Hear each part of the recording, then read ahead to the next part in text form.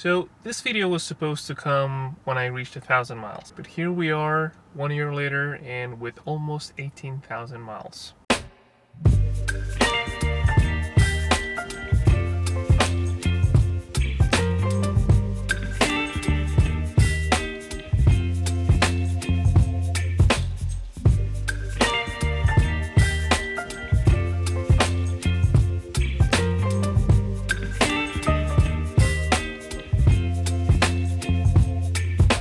Today I want to talk about the ownership experience purely because there's a lot of reviews on the internet.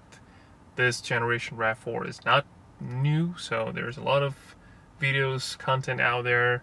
Even I made a video of the RAV4, the regular non-hybrid one, a while ago, so you can watch that one as well. Today I want to talk about the ownership experience and why I came to love this car despite actually hating SUVs in the first place. So as I said in the beginning, I purchased this car about a year ago, or to be more precise, a year ago is when I got it delivered.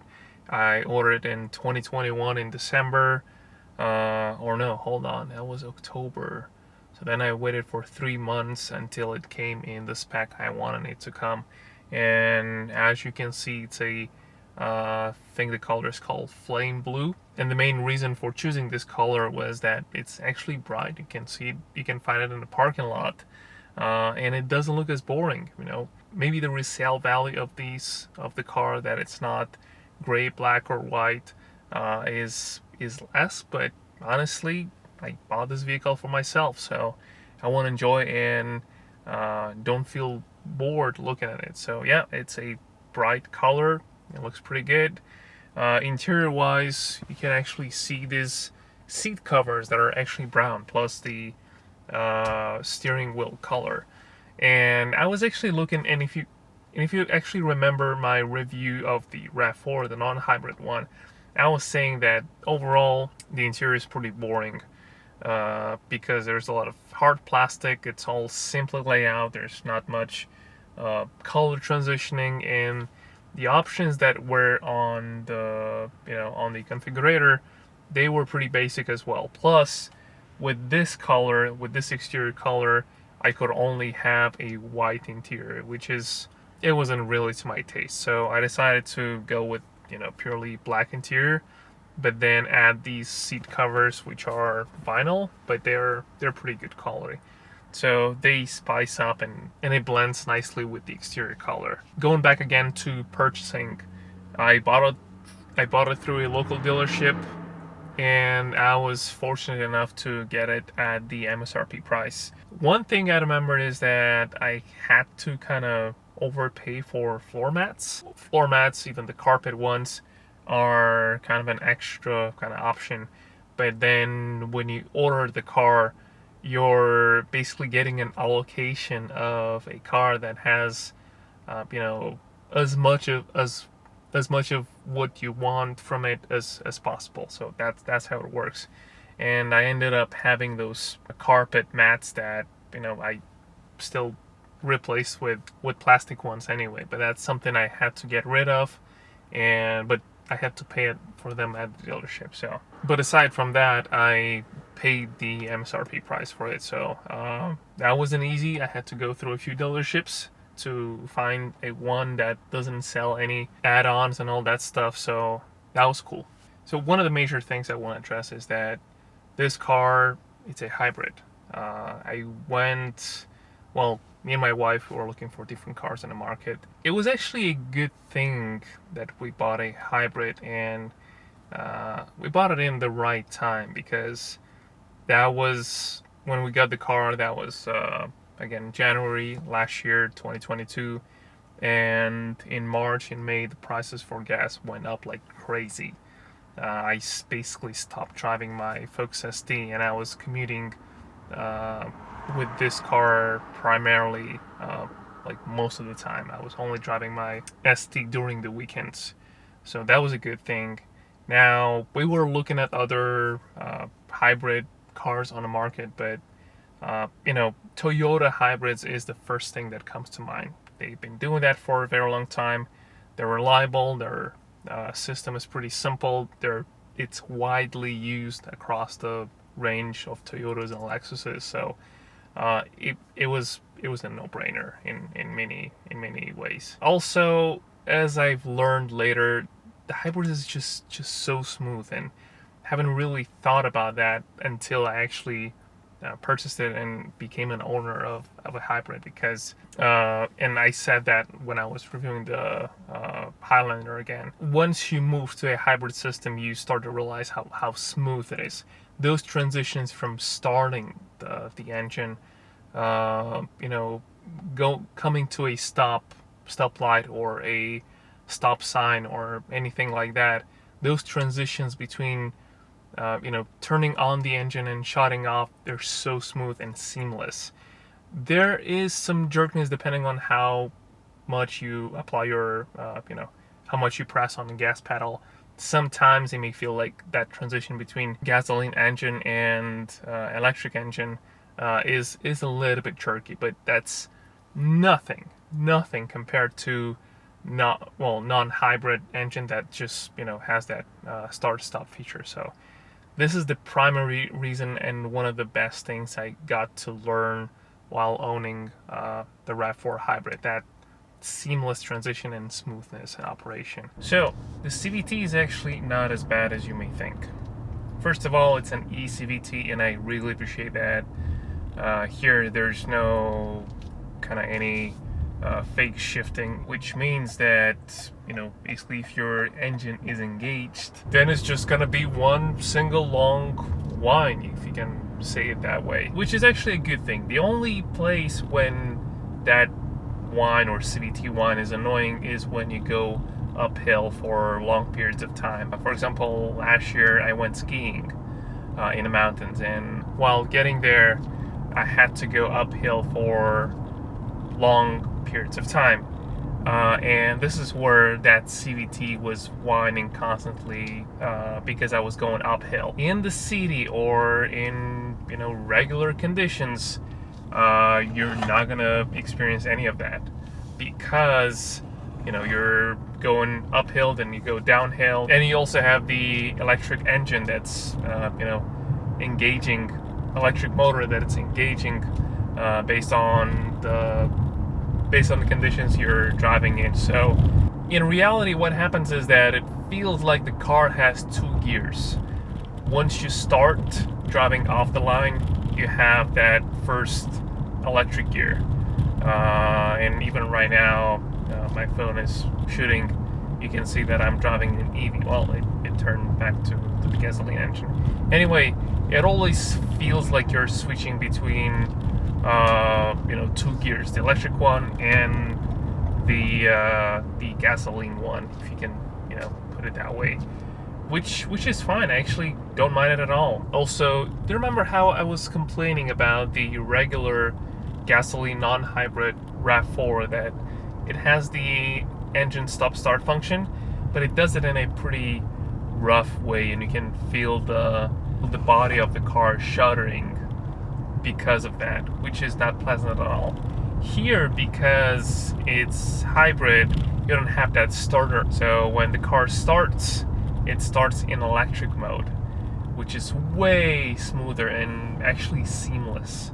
That's how smooth it is. And as we drive through the city, you can actually see the alternation between gasoline and an electric engine, how smooth it is. Again, it doesn't make any extra noises or vibration. It's just seamless. That's what I was talking about when I was reviewing the Toyota Highlander, where yes, you have more power, but the powertrain is not as refined as the hybrid one. Gotta respect those pedestrians. Anyway, yeah, it's just so nice for long commutes. You don't feel fatigue.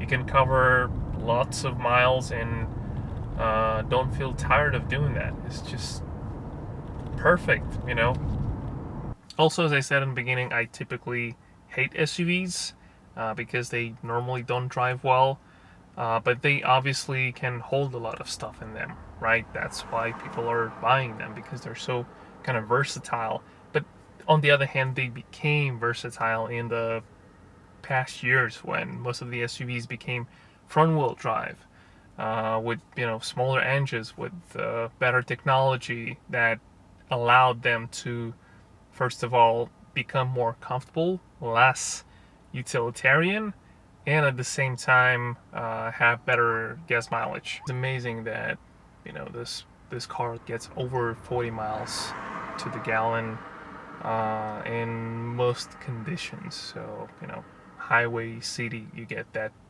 constant over 40 miles per gallon, which is just amazing. And what I would say is that I typically hate cars that don't have a well-defined purpose.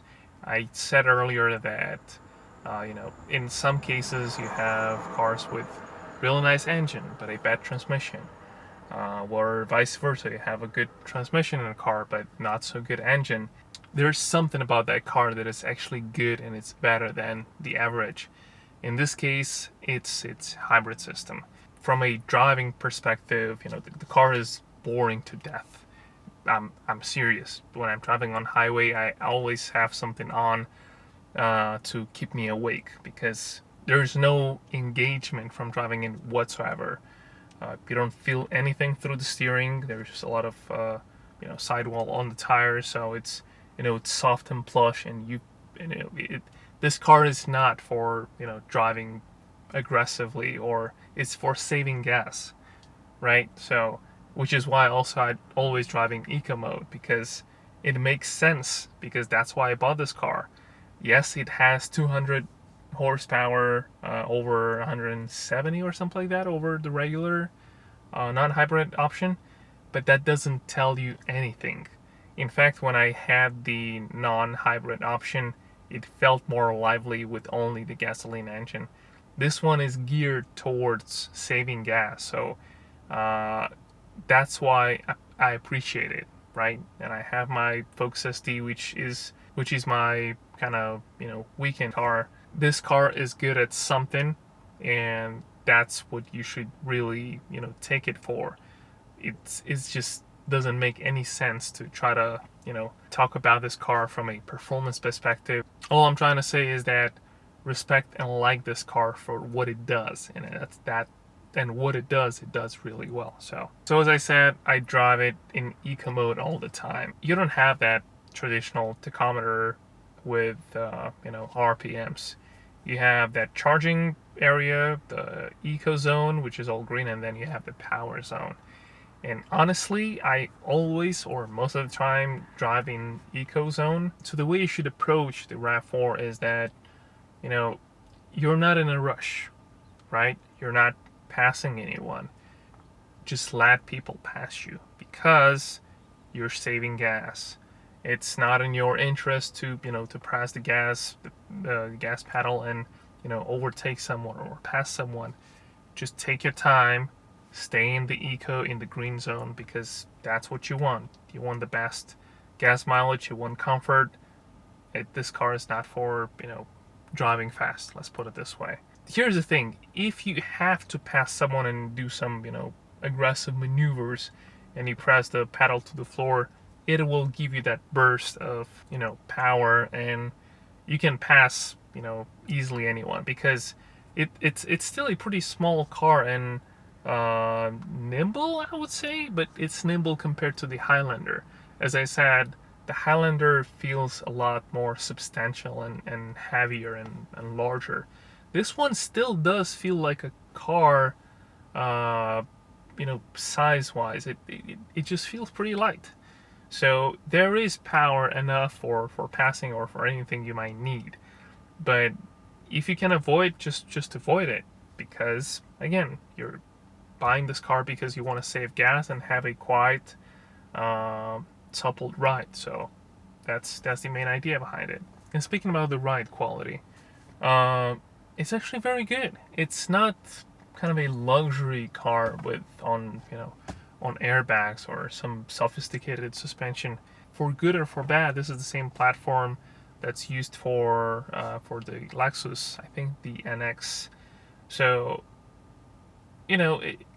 it's pretty soft and actually pretty comfortable on long roads in the city. You may hear some, creaks and rattles from time to time, but it's pretty minimal. So, and obviously it's way better than my Focus ST. But these are two different cars to begin with. So, and with that being said, because this is a newer platform compared to the previous generation Rav4, the handling is much tighter. The body control is much better. Because I remember driving the previous generation, and one of the first thing I thought when I got into the car and drove it a little, I was like, oh no, there's too much body roll. It needs a strut tower brace or something like that. It was a lot of movement. Actually, when I was driving through the mountains and I was going through lots of turns, you could feel that limitation of the grip of the tire with this car, which is really nice, because usually if you have a car that's too soft, you're going to be afraid to push to that limit where the grip of the tire is. Here it was much better, and I could feel that limit where that limit is. So yeah, this is my overview of the car after 1 year and almost 18,000 miles. It's been a joy, and I'm looking forward to put more miles on it. Thanks for watching. Baby, you give me ice and fire. You're giving me